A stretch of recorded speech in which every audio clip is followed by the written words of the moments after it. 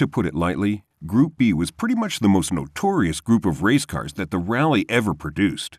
Rallying was at its peak in the 80s, but unfortunately, most of the big car names had slowly started to pull out of the tournaments.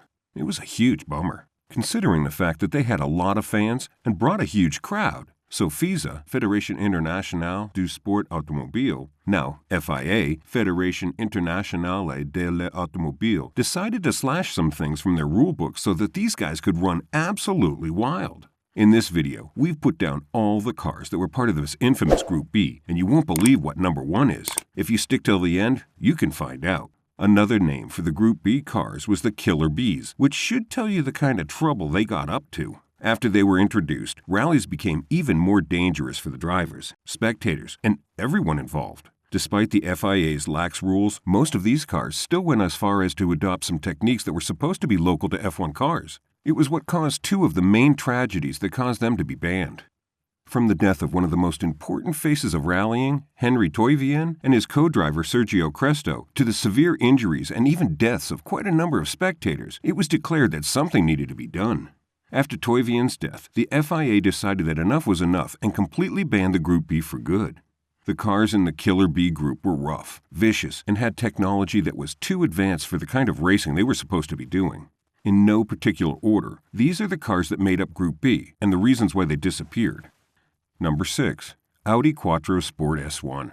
If the Group B rally cars had a leader, it would be this car. It was a trendsetter for the other Group B rally cars, from being the first all-wheel drive to race to being the benchmark for other cars. There was just a lot of reasons why it was so fascinating. It was first introduced in 1981, but then, because of how physically large and imposing it was, the Audi engineers worked tirelessly to make it lose some weight and become an even better version of itself.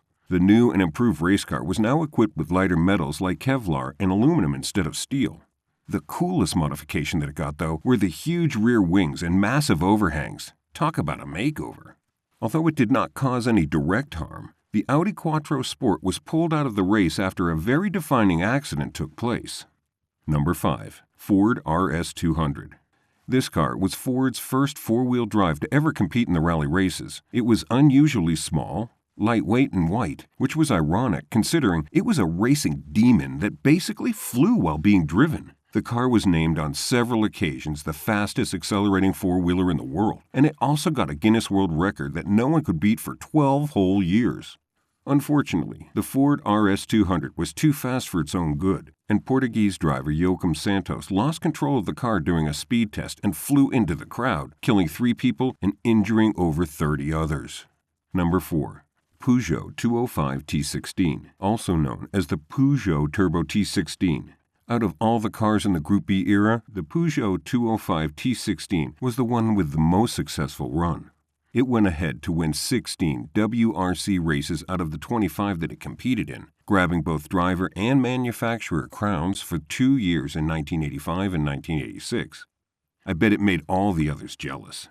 One of the most interesting facts about this car is that it wasn't just made for the rally racetrack. Originally, over 200 Peugeot 205s were mass-produced, but the Turbo 16 cars had small differences that differentiated it from the regular Peugeot 205s. They were generally lighter, with more pronounced wheel arches, but despite this, they were loud, impractical, and noisy, which meant that they were the perfect cars for rallying. It must have been the reason why they kept winning championships.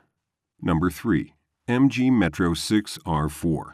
This car was built for just one reason, and one reason alone, to grace the rally tracks with its incredible speed and much larger engine. While most cars had turbo engines just added to their origin because of how cost-effective it was, the creators of the MG Metro decided to go all out for this baby, decking it out with its own turbocharged engine, custom-made. Talk about being special. The MG Metro 6R4 is unfortunately one of the least favored among the modified Group B cars, which is a little unfair considering all of the potential that it had. Still, it had a pretty good and successful run. Number 2. Lancia 037. The most notable thing about the Lancia 037 was its size. In rallying, smaller cars are more associated with speed because their weight tends to make it much easier for them to do all the reckless twisting and turning. So, there wasn't much hope for this car. Despite that, the Lancia 037 defied the odds and went on to win the Manufacturers' Cup in 1983. Even with its size, the car was visually striking and proved to be pretty light, having been made with Kevlar. There were some hiccups with the Lancia 037 after its first year of manufacturing, reliability issues like gearbox failures and engine issues. These were serious issues that, if they weren't attended to, would make the game even more dangerous than it already was. It took a bit of time, some patience, and elbow grease, but within a year, the car was able to pick up its pace and climb higher up in the ranking. Number 1. Lancia Delta S4. Of all the cars in the Killer Bee group, the Lancia Delta S4 will always stand out as the goats of not just rallying, but motorsports in general. Decades after its prime, this car is still being talked about for how awesome it was, and truly, it was an era. From numerous predecessors being altered until the perfect rallying machine was built, to its lightweight frame that was made from the best materials that the Italian car company could find, virtually everything that made the Lancia Delta S4 what it was specially sourced for the car. Imagine being treated that good. Even though it was the most promising car, the Lancia was the main reason why the Group B cars were scrapped from rallying completely. The 1985 season was not a good one for the car. The Lancia star driver, Henry Toivin, crashed his car and broke 3 neck vertebrae and had to recover for the rest of the season. A year later, Henry and his co-driver Sergio Cresto were ready to race again, but this time, tragedy struck again, and it wasn't kind. The lives of both star drivers were lost as the car trailed off the road and its fuel tanks exploded, causing a fire that burned both men to death. After this, the FIA put a halt to Group B cars, deeming them too dangerous. Wild and rough adrenaline-inducing races and supercars that had designs far beyond comprehension were quite the match made motorsport fans' heaven. But time and time again, it proved itself to be dangerous, injuring many and taking lives. While the Killer Bee group has since been dissolved, the legend of them is still carried on in the hearts and mouths of motorsport lovers around the world.